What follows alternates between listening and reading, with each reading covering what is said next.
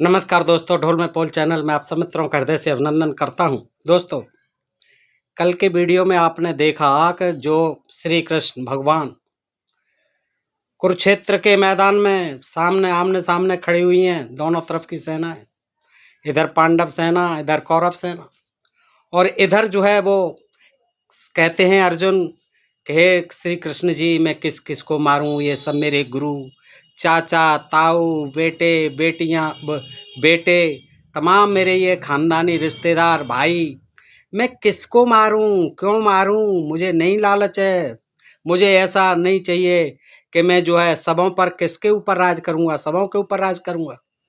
है ऐसी मारा मारी से, कत्ले आम से कौन सी मेरी बड़प्पन होगा। लेकिन श्री कृष्ण जी कहते हैं नहीं नहीं अर्जुन, ये तेरी कायरता है, तू डरता है, युद्ध से डरता है, ये कैसा क्षत्रियत्व है तेरा। तू अगर ऐसे सबको समझेगा अपना, अरे कोई नहीं है दुनिया में, देख मेरे मुंह में सब मरे पड़े हैं, दिखा दिया मुंह फाड़ के, सारा ब्रह्मांड मरा पड़ा है। तो ब्रह्मांड मरा पड़ा है तो महाराज फिर किसे मरवा रहे हैं आप, क्यों मरवा रहे हैं, आपको क्या मजा आ रहा है। आप धर्म की संस्थापना के लिए पैदा हुए हैं, आप क्या करो, पृथ्वी का भार हल्का करने के लिए पैदा हुए, तो आप पृथ्वी का भार, क्या यही भार, ये पांडव और कौरव यही भार थे दुनिया में, ये भारत में, और कोई भार नहीं था। ये कौन से दुराचारी थे, ये कौन से पापी थे, आखिर आपके रिश्तेदार थे। तो आपको इन्हें मरवाना ही मरवाना था। नहीं, आपके रहते हुए सलाह भी हो सकती थी, सुलह भी हो सकती थी। और अर्जुन खुद कह रहा है कि मुझे राज नहीं चाहिए, क्या करूंगा मैं ऐसे सबको मार मूर के, और मरे वास्तव में दोनों ही तरफ से। युद्ध में एक तरफ तो होता नहीं है, बेशक आप रहे, अरे मैं हूं तेरे साथ, तू कैसी बातें करता है, फिर उसे तमाम योग दर्शन का ज्ञान, सांख्य योग का ज्ञान। अब बताइए, आमने सामने सेनाएं खड़ी हुई हैं, वो संस्कृत में ज्ञान दे रहे हैं, फिर कौन उसको जो अनुवाद करके समझा रहा। अर्जुन तो संस्कृत जानता नहीं था। तो इस तरह की ये जो है दोस्तों, ब्राह्मणों ने महाभारत में ये कथा जबरदस्ती घुसेड़ी गई है। अब दोस्तों, कल जो आपने देखा वही श्री कृष्ण जी, एक काल यवन है, जो विदेशी है, जो मलेच्छ है, जो मुसलमान है, यवन है, उसके डर से भाग जाते हैं और रण छोड़ नाम पड़ जाता है। इसी में लिखा हुआ है, मैं नहीं कहता, रण छोड़ नाम पड़ जाता है। इतने डर जाते हैं, द्वारका बसा देते हैं रात रात में, यहाँ से सब बंधु बांधवों को, रिश्तेदार नातेदारों को पहुंचा देते हैं सुरक्षित। समुद्र में 48 कोस लंबा, 48 कोस चौड़ा नगर बसा देते हैं रातों रात में, और फिर आ जाते हैं। यवन जो है पहचान लेता है काल यवन, और घुस जाता है उनके पीछे पीछे। वो गुफा में घुसते हैं, पहुंच जाता है, एक आदमी सोया हुआ है, और वो सोया हुआ है, उस आदमी में उसकी ठोकर लग जाती है भागते में, और वो आदमी जो घबरा के उठ पड़ता है। वो देखता है कि कौन है भाई, जैसे ही उसकी दृष्टि पड़ती है, क्योंकि उसे देवताओं ने दे दिया था वरदान कि तेरी जो है अब आराम कर, बहुत युद्ध लड़ा है हमारे लिए तूने, और तू आराम कर। अब तेरी नींद में कोई खलल डालेगा, मैंने यही वरदान मांगा था कि मेरी नींद में अगर कोई खलल डालेगा और मेरी आंख खुलेगी, वही आदमी भस्म हो जाएगा। बताइए कितने काम का आदमी था। उसको श्री कृष्ण जी अपने साथ ले जाते हैं, तो फिर जरासंध आदि को सबको भस्म करवाते रहते। तो दोस्तों, इस तरह की कहानी आपने कल की देखी, काल यवन से डर करके भागे, रण छोड़ कहलाए। और वो तो अच्छा हो सका कि उसके देखते ही जो सोया हुआ था गुफा में पीतम्बर ओढ़े, तो वो जो है उसने ही भस्म कर दिया, अन्यथा वो तो छिपके पड़े हुए थे। अब वो मर गया, अब मर गया, उससे किस तरह वार्तालाप होता है। फिर दोस्तों जो है उसके बाद जरासंध जो है फिर आक्रमण करता है। वो तो आना ही था जरासंध, पहले उसे ने तो भेजा, जब उसे पता चला कि वो तो मार दिया गया, जला दिया गया, भस्म कर दिया गया, तो फिर आता है अपनी सेना को लेकर के, 23 अक्षौणी सेना। और वो कहते हैं पहले ही मार दी थी, पहले ही अटैक में, तो फिर बार बार कहाँ से ले आता था, 17 बार हो गया, 23 अक्षौणी, ये सब के इन्होंने मूसल से ही मार दिए। कृष्ण बलराम ने सारी सेना घायल कर डाली, मार डाली, घबरा के भाग गया, फिर आया, फिर मार डाली, फिर आया, फिर मार डाली। अब ये मरी नहीं, बार बार 18 अक्षौणी का बना लेता था, कोई सांचा था। दोस्तों सोचिए, 18, अब जब उसने कहा कि मेरा मित्र तो मार दिया, जल गया, भस्म कर दिया, अब मुझे फिर देखना चाहिए, 18वीं बार जो है फिर उसने आक्रमण किया है। और फिर जो है ये कृष्ण और बलराम दोनों फिर भागते हैं उससे जान बचा करके, क्योंकि वो भी बलशाली राजा था जरासंध। तो कंस का ससुर था दोस्तों, कंस को मार दिया, उसका बदला लेना था श्री कृष्ण बलराम को मार के। तो दोस्तों उसके आगे की कथा बड़ी रोचक है, आप देखिए और जानिए कि किस तरह जो श्री कृष्ण बलराम, श्री कृष्ण जी डींग हाँकते हैं क्षत्रियत्व की, तू मर जाएगा तो तुझे जो है स्वर्ग मिलेगा, राज्य मिलेगा, सिंहासन मिलेगा, और तू भागेगा पीठ दिखा के, क्षत्रिय तुझे युगों युगों तक धिक्कारेंगे, तू कैसा क्षत्रिय है। अरे उसे ऐसा तैयार किया जबरन कि उसको नरसंहार करवा दिया। वो कहते हैं कि हम धर्म की संस्थापना के लिए, यही धर्म था श्री कृष्ण का, यही धर्म था द्रौपदी का भरी सभा में है, उसका जो है चीर खिंचवा दिया।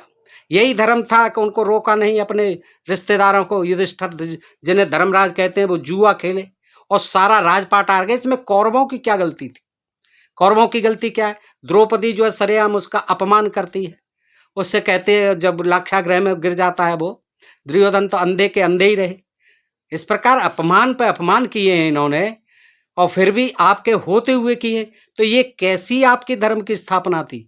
अब यहाँ जो है आप डर डर के, जब आपके ऊपर आई, जरासंध से ही डर के भाग रहे हैं आप, और एक बार नहीं 17-18 बार आक्रमण किया, अभी भी वो पीछा नहीं छोड़ रहा है। तो देखिए उनकी क्षत्रियत तो देखिए। तो ये आज की कहानी भी बड़ी रोचक है, आज जरासंध से डर के भागे। तो दोस्तों मैं आपको जो है वो नहीं है, श्रीमद् भागवत पुराण में तो वो काले वन से ही डर के भागे, वही है। अब इसमें जो है दूसरा है मेरे पास, श्री गर्ग संहिता है, ये जो है गीता प्रेस गोरखपुर है, ये गर्ग ऋषि हुए हैं, गर्ग ऋषि ने लिखा है।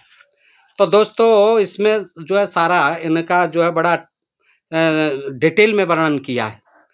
तो इसमें ये कहते हैं, क्या कहते हैं कि जब वो कृष्ण जी आते हैं, वो मरा जला हुआ पड़ा है, वो कहते भाई तुम कौन हो? वो भी नहीं जानते थे तुम कौन हो। तो वो अपना परिचय देता है कि मैं इक्ष्वाक वंश के राजा युवनाश्व के पुत्र, और यही वही यवनाश जो पानी पी करके गर्भ रह गया था, युवनाश, और वो कोख फाड़ करके मानदाता जी निकले थे। मैं उन्हीं मानदाता जी का पुत्र हूँ, मेरा नाम मुचकुंद है। अब देखिए युवनाश्व ने ऋषियों के यहाँ वो हुआ था, उसको अभिषेक किया हुआ, रात को जाता है, प्यास लगती है राजा को, जंगल में जाता है, वो सब सोए हुए, तो उसे गड़ा देखा, पानी पी लिया, पानी पीते ही गर्भवती हो गया, क्योंकि वो अभिमंत्रित था। अब उसके जो है फिर बच्चा रह गया युवनाश्व के, तो ऐसा वैसा बच्चा नहीं हुआ, प्रसिद्ध राजा इक्ष्वाक वंश का मानधाता हुआ, कोख फाड़ के निकला, मानधाता हुआ। और उसको इंद्र आया, इंद्र ने कहा अब ये तो इनके तो दूध है नहीं, इन्हें दूध कौन पिलाएगा? तो उसने कहा मैं पिलाऊंगा, इंद्र ने कहा, मानधाता। तो उसने जो है बुला करके अपनी अप्सराओं से दूध पिलवाया। ये उसका पुत्र था मुचकुंद, और मुचकुंद जो है युद्ध लड़ा था उनसे, जो है राक्षसों से, असुरों से, देवताओं की तरफ से, तो बड़ा युद्ध किया था, थक गया था बेचारा, तो बोला कि मुझे अब सोना है, आराम करना है। तो वो ठीक है, देवताओं ने कहा जाइए आप, कि लोग एक वरदान और दो। उन्होंने कहा था वरदान मांगो कि मुझे बस आराम चाहिए, नींद चाहिए, यही वरदान दो, और एक ये दे दो कि मुझे कोई डिस्टर्ब करे, मुझे जगा दे कोई, तो बस समझ लो वो भस्म हो जाए मेरी आंख खुलती। ठीक है, ये वरदान लेकर के मुचकुंद महाराज जो है एकांत में पर्वत की गुफा में सो जाते हैं, तान दुपट्टा पीले रंग का, और उसी में श्री कृष्ण भगवान घुस जाते, पीछे पीछे कालेवन घुस जाता है। उसकी कहानी तो कल आपने सुनी, वो भस्म हो जाता है ठोकर लगने से, उसकी आंख खुलने से। अब जो है वो कहते हैं भाई तुम कौन हो? तो परिचय दे देता है, मानदाता का पुत्र हूं। अब वो कहते हैं कि भाई आप भी परिचय दो। तो वो कहते हैं मैं वासुदेव हूं, वसुदेव श्री कृष्ण, वसुदेव का पुत्र श्री कृष्ण हूं। वो जब स्तुति करने लग जाता है, उनके चरणों में गिर जाता है, करे भगवान आप खूब आए, आपकी स्तुति करता है। तो फिर कहते हैं, श्री भगवान कहते हैं जब स्तुति करता है कि तुम धन्य हो। ये जो है दोस्तों द्वारका खंड अध्याय 2 में है ये कथा, कि राज सिंह तुम धन्य हो, तथा निरपेक्ष दिव्य सत्य भाव से भरी हुई तुम्हारी विमल बुद्धि भी धन्य है। तुम आज ही मेरे धाम बद्रिकाश्रम को चले जाओ, मैं तुम्हारी तपस्या से बड़ा प्रसन्न हो, स्तुति से बड़ा प्रसन्न हो गए, और आपने मेरी जान बचाई, ये अच्छा किया, नहीं तो पता नहीं वो आज क्या होता। तो अब आप ऐसा करो, बद्रिकाश्रम है, अब बद्रिकाश्रम में चले जाओ मेरे में, वहीं मेरा आश्रय लेकर तपस्या करो मेरी, और दूसरे जन्म में फिर श्रेष्ठ ब्राह्मण होगे। श्रेष्ठ ऐसे वैसे भी ब्राह्मण नहीं। देखिए, ब्राह्मण होना जो है देवत्व है, सबसे अच्छी जाति है ब्राह्मण। ब्राह्मण कुल में जन्म लेना ये भी एक तपस्या करने के बाद होता है, ऐसे ही नहीं हो जाता कि दूसरे जन्म में श्रेष्ठ ब्राह्मण हो गए। महाराज, ब्राह्मण शरीर से प्रेम लक्षणा भक्ति करके, यानी प्रेम लक्षणा भक्ति होती है, मुझसे प्रेम करना, फिर जो है ब्राह्मण का जन्म लेके अगले शरीर में तुम प्रकृति से परे मेरे दिव्य धाम में पहुंच जाओगे, फिर मेरे दिव्य धाम में पहुंच जाओगे, और जहां से फिर लौटना नहीं होता, फिर जो है पुनर्जन्म नहीं होगा, आगे जन्म नहीं होगा आपका। तो श्री नारद जी युवलाश राजा से कथा कह रहे हैं। देखिए ये इसमें, उसमें परीक्षित को सुखदेव जी महाराज सुना रहे थे। यहाँ नारद जी कहते हैं, राजन, इस प्रकार श्री हरि की यानी विष्णु की आज्ञा पाकर पुनः उनकी स्तुति वंदना और परिक्रमा करके नतमस्तक एवं श्री कृष्ण प्रेम से, अब यहाँ श्री कृष्ण भी आ जाता है, हरि भी आ जाता है, विष्णु भी आ जाता है, चार भुजाएं भी आ जाती हैं, पीतम्बरधारी भी आ जाते हैं, श्री वत्स का चिन्ह भी आ जाता है वस्त्र। तो नतमस्तक एवं श्री कृष्ण प्रेम से बेवल हुए मुचकुंद उस गुहा दुर्ग से बाहर निकले। चलो कि भैया, मुझे तो कह दिया बद्रिकाश्रम चलता हूँ। गुहा के दुर्ग से यानी गुफा दुर्ग से बाहर निकले। द्वापर में, ध्यान से सुने दोस्तों, ऐसी जानकारी आपको आज तक नहीं मिली होगी।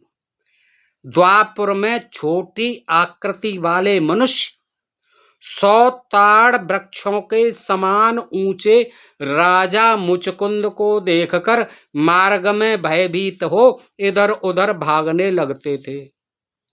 द्वापर में, क्योंकि और लोग तो सब नाटे थे, छोटे छोटे कद के थे, लेकिन मुचकुंद की लंबाई कितनी, ऊंचाई कितनी थी, लंबाई 100 ताड़ वृक्षों के समान। कितने, आपने ताड़ वृक्ष तो देखा होगा दोस्तों, एक ही होता होगा 30-40 फुट का, तो ऐसे 100 ताड़ वृक्षों के ऊंचे।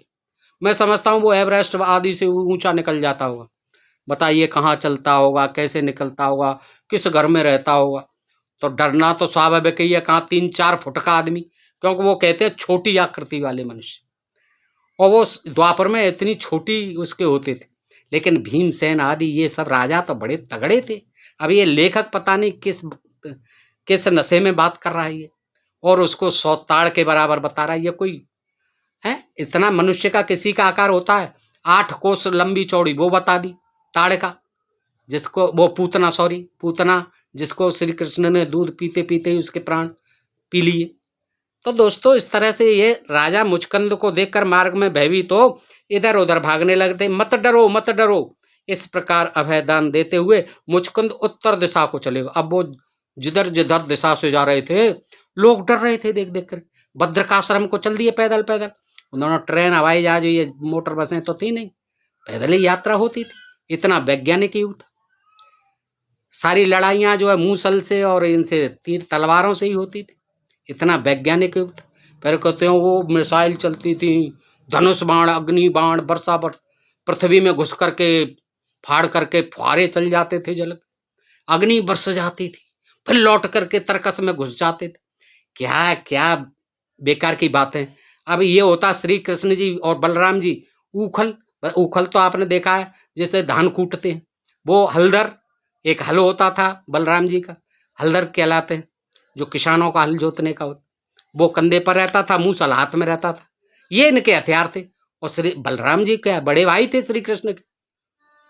उन बुद्धिमान मुचकुंद को वरदान देकर भगवान पुनः मलेच्छों से घिरी हुई मथुरा में आए और सारी मलेच्छ सेना का संहार करके बलपूर्वक उसका धन छीन लिया।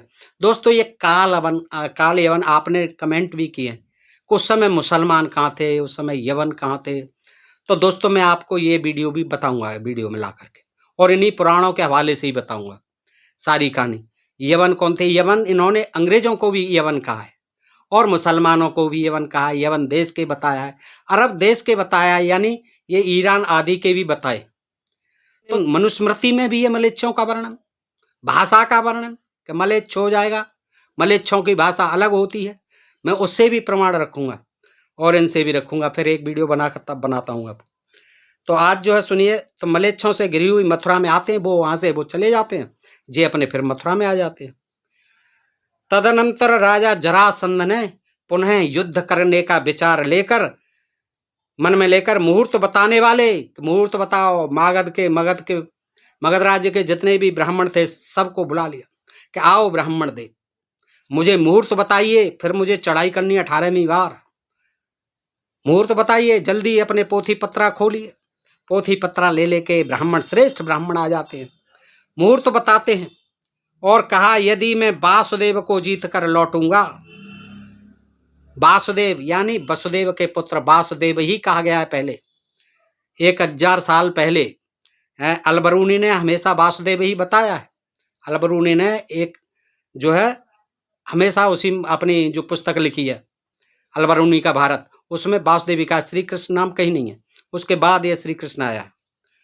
तो तदनंतर क्या हुआ, राजा जरासंध बुला लेता है, आइए ब्राह्मण देव, पोथी पत्रा खोलो, ज्योतिषियों को बुलाया, शुभ मुहूर्त बताइए और कहा कि यदि मैं वासुदेव को जीत कर लौटूंगा तो तुम्हारे अधीन रहकर तुम्हारी गुलामी करूंगा, तुम्हें दान दक्षिणा दूंगा, तुम्हारी सदा पूजा करूंगा। तब तक हे ब्राह्मणों, तुम लोग मेरे कारागार में रहो, तब तक मेरी जेल में रहो, कारागार में रहो, मैं लौट के आ जाऊंगा। और अगर आपने सुमुहूर्त मुझे बताया और अगर मैं जीत गया मथुरा को, तो मैं जो है आपको माला माल कर दूंगा, तुम्हारी सारी मन्नतें इच्छाएं पूरी कर दूंगा और तुम्हारी जिंदगी भर गुलामी करता हुआ पूजा करूंगा तुम्हारी, और तब तक आप मेरे कारागार में रहिए, खुले में नहीं छोड़ूंगा। यदि मैं हार गया, पराजित हुआ, तो तुम सबको मार डालूंगा, छोड़ूंगा नहीं, एक एक को गिन गिन के मार डालूंगा, इसमें जरा भी संशय नहीं है, साफ कह दिया। जीता तो तुम्हारी पूजा करूंगा, गुलामी करूंगा आजीवन, जो मांगोगे सो दूंगा, लेकिन अगर मैं हारता हूं तो फिर तुम्हारी खैर नहीं है, तुम्हारी ये ज्योतिष बोतिष सब रखी रह जाएगी। ब्राह्मणों से यों कहकर महाबली राजा जरासंध 23 अक्षौणी सेना साथ लेकर ये 18वीं बार पुनः मथुरा में आया।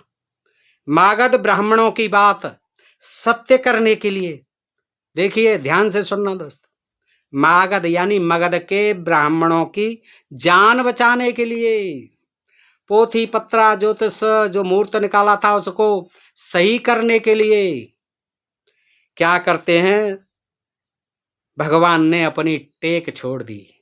हाँ, देखिए क्या बहाना बनाया, क्या इस लेखक ने लिखा कि वो जो है बहाना मिल गया उन्हें कि भाई हमारे ब्राह्मणों को मार डालेगा जी, क्योंकि अगर जी हमसे हार गया और हमने हरा दिया तो हमारे ब्राह्मणों को नहीं छोड़ेगा, हमारे पूज्य ब्राह्मण देव, उनकी जान खतरे में पड़ जाएगी, तो भैया ऐसा करो।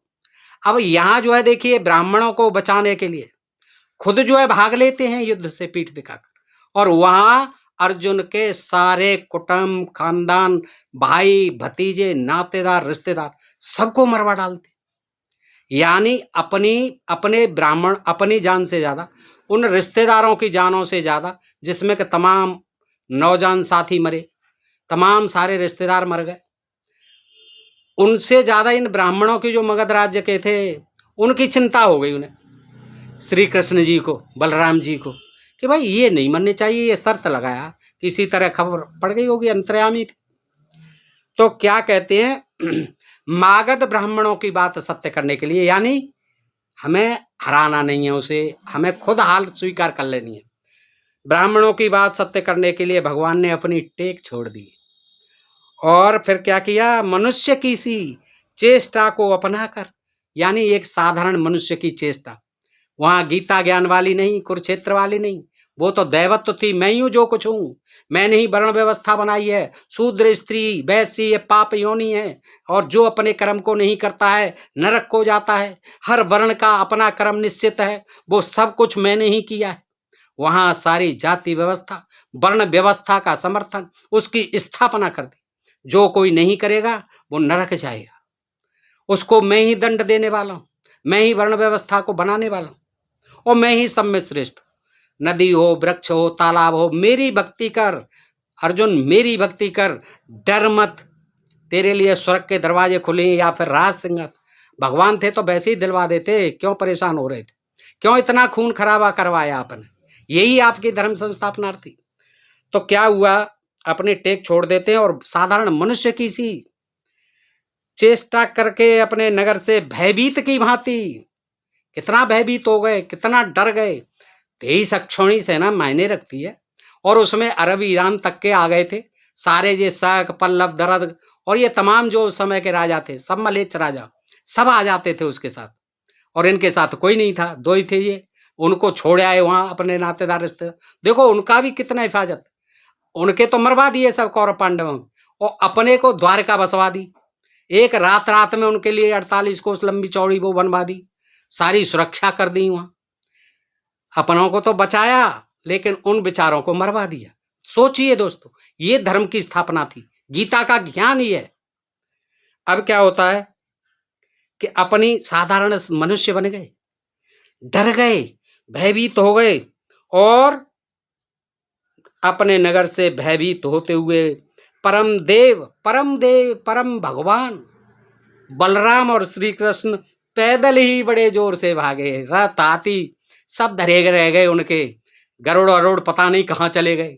विष्णु जी गरुड़ पर उड़ते थे, सब रखे रह गए, चारों भुजाएं बेकार हो गई, सारे अस्त्र शस्त्र, सुदर्शन चक्र, कोई काम नहीं आया। मुचकुंद को आ जाता थोड़ा बहुत तो वो उसको भी भद्रकाश्रम भेज दिया।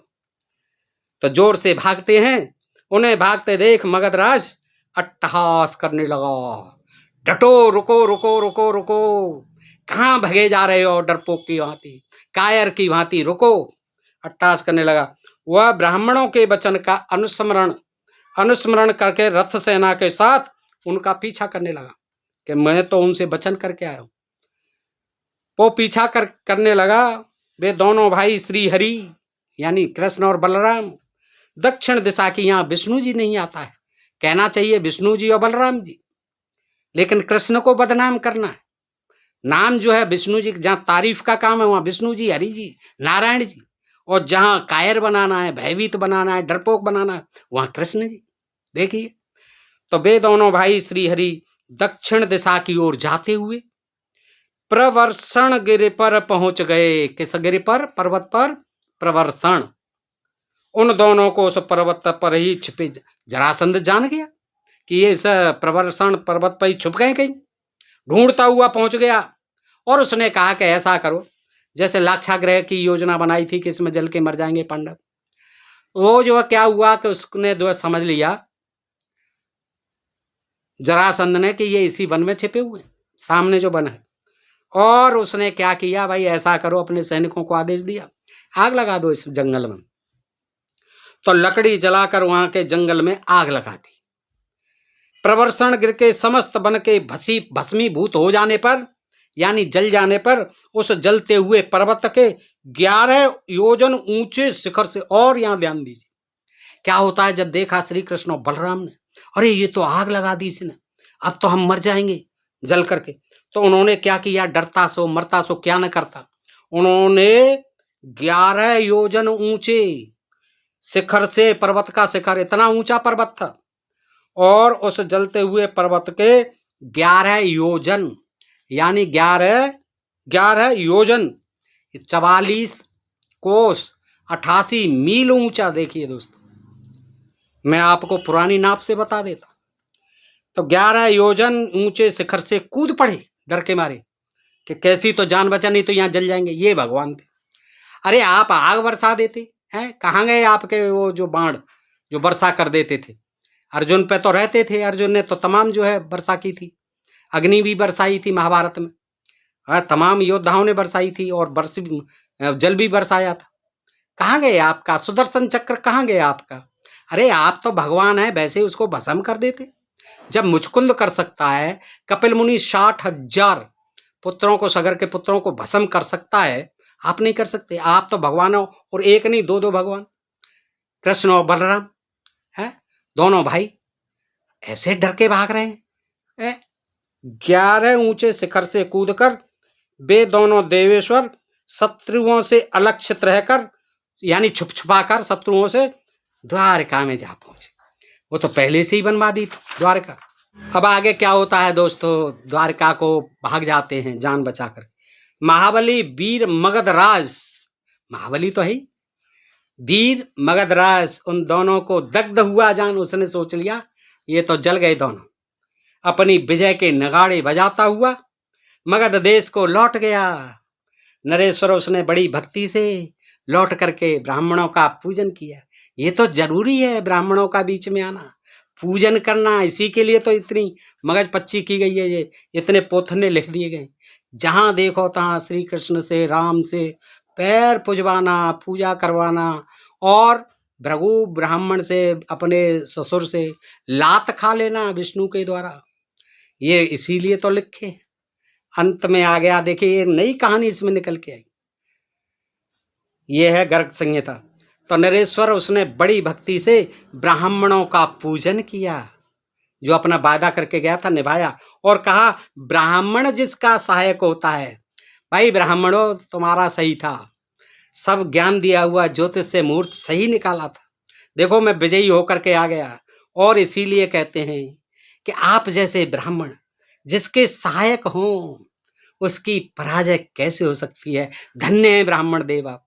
अरे इन ब्राह्मण देवों को श्री कृष्ण पे भी तो कृपा करनी चाहिए थी, पैर पुजवाते रहे उनको भगवान बता करके है, और अपना धंधा आज भी कर रहे हैं उनको भगवान बता, और पीठ पीछे जो उनकी ये है कामना कर दी कि जाओ तुम जीतोगे, लालच में कर दी कि हमारा गुलामी करेगा ये जिंदगी भर, पूजा पाठ करेगा, और वही काम उसने किया कि ब्राह्मण जिसका सहायक हो उसकी पराजय कैसे हो सकती है, गुलाम बन गया। इन ब्राह्मणों को तो जहां दिखता है वहीं अपना दान दक्षिणा दिख जाए। श्री कृष्ण से और बलराम से कुछ लेना देना नहीं था, भगा दिए बेचारे, और इसमें संतुष्ट हो गए कि वो जल करके मर गए। उसने कह दिया हुआ कि जल के मर गए, ब्राह्मण देव खुश हो गए, और वो भी खुश हो गया। फिर तमाम दान दक्षिणा दी, पैरों में पड़ गया, और अब जिंदगी भर गुलामी करेगा, क्योंकि वो वादा करके गया था जरा सा। तो दोस्तों आप देखिए, इनको पढ़िए, इनको नहीं पढ़ते हो, ये लोग नहीं बताते हैं कथा कहानियों में इधर उधर की कथा कहानियां, ये राक्षस मार दिया, ये राक्षसी मार दी, ये मार दिया, वो मार दिया, बस खुश हो जाते हैं। अरे हमारे भगवान कैसी धर्म की संस्थापना के लिए आए थे, ये हमारे भगवान थे। यदा यदा ही धर्मस्य ग्लानिर्भवत भारत। उठ अर्जुन, कोई नहीं है तेरा, सब मरे हुए पड़े हैं। कौन चाचा, किसका चाचा? ये आत्मा न कभी मरता है न जन्म लेता है, इसको कोई काट नहीं सकता, ये इसको जला नहीं सकता। तू क्यों तो भैया आप क्यों भाग रहे हो? अपने घर वालों को, अपने रिश्तेदारों को द्वारका बसा दी, इतनी दूर गुजरात में ले गए, मथुरा से सुरक्षित कर आए उन्हें, और उनके को मरवा रहे हो आप हैं? अर्जुन के रिश्तेदारों से, घर परिवार वालों से, उनमें फूट डाल करके है राज के लिए कैसे ही अपना सुलहनामा करते, इतना खून खराबा नहीं होता। ये श्री कृष्ण जी आपने ही करवाया। तो दोस्तों ये भी देखा कि ब्राह्मणों की महिमा किस तरह से, चाहे वो विष्णु जी हों, चाहे वो कृष्ण जी हों, चाहे राम जी हों, उन्हें अपनी पैर पुजाई से मतलब है। कोई करे चाहे जरासंध हो, चाहे कोई कंस हो, कंस के यहाँ भी होते थे ब्राह्मण, असुरों के यहाँ, सबके यहाँ हो जाते, उनकी पूजा पाठ कराते थे। बलि के भी यहाँ थे, प्रहलाद के यहाँ भी थे, और हरण्यकश्यप के यहाँ थे, हरणाक्ष के यहाँ थे, बड़े बड़े असुरों के यहाँ थे। तो दोस्तों आपने ये कहानी देखी, ये जानकारी आपको कैसी लगी? मैं समझता हूँ आपको एक नई कहानी मिली है। तो दोस्तों अपने मित्रों को भी बताएं, और ऐसी ही जानकारी जानने के लिए मैं अगला वीडियो लाऊंगा कि यवन का क्या मतलब था, ये काल यवन कौन था, ये मैं कहानी अवश्य बताने वाला हूँ आपको अगले वीडियो में। तब तक के लिए आप सब मित्रों का हृदय से आभार, नमस्कार, जय भारत, जय इंडिया दोस्तों।